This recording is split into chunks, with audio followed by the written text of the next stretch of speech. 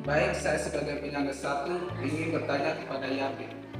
Mengapa digunakan metode tren nonlinear polinom untuk memprediksi jumlah penduduk? Oke, baik, terima kasih atas pertanyaannya. Metode tren nonlinear polinom dipilih karena memiliki kemampuan untuk menangkap pola pertumbuhan yang lebih kompleks dan fluktuatif, terutama untuk data jangka panjang. Dalam konteks pertumbuhan penduduk, perubahan jumlah penduduk tidak selalu mengikuti pola yang tetap akibat pengaruh dari kelahiran, kematian, dan migrasi.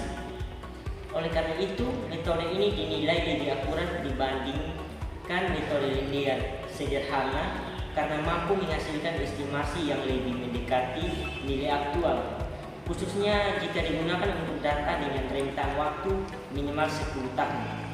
Terima kasih. Baik, saya di sini sebagai penyangga dua ingin bertanya kepada saudara Yadi, bagaimana bentuk dari model polinom kuadratik ini dan tujuannya untuk apa, dan maksud dari setiap simbol yang ada itu apa? Oke, baik, terima kasih atas pertanyaannya. Model polinom kuadratik digunakan dalam penelitian ini untuk memproyeksikan jumlah penduduk Kabupaten Rotendao di masa depan. Tujuan penggunaan model ini adalah untuk menangkap pola pertumbuhan yang bersifat tidak linear, yaitu pola yang tidak selalu meningkat secara tetap dari tahun ke tahun.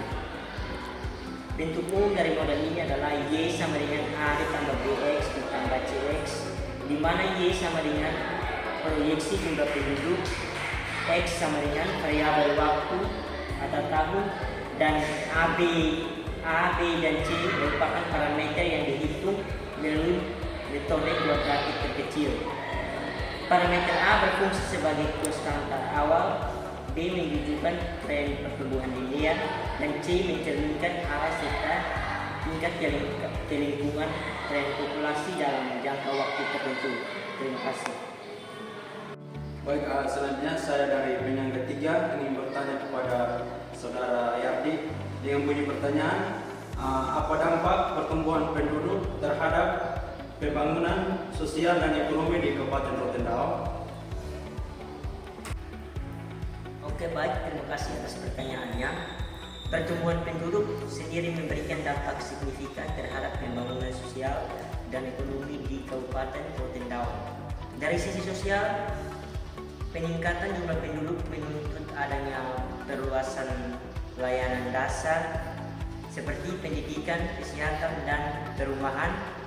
Kegagalan dalam mengantisipasi lonjakan jumlah penduduk dapat menimbulkan tekanan terhadap fasilitas umum dan menurunkan kualitas hidup masyarakat. Sementara itu, dari sisi ekonomi, pertumbuhan penduduk dapat menjadi potensi tenaga kerja yang besar, namun juga berisiko menimbulkan pengangguran dan kemiskinan apabila tidak diimbangi dengan ketersediaan lapangan kerja. Oleh karena itu, proyeksi jumlah penduduk yang akurat sangat penting sebagai dasar perencanaan pembangunan yang berkelanjutan dan berbasis kebutuhan nyata masyarakat di daerah tersebut. Terima kasih.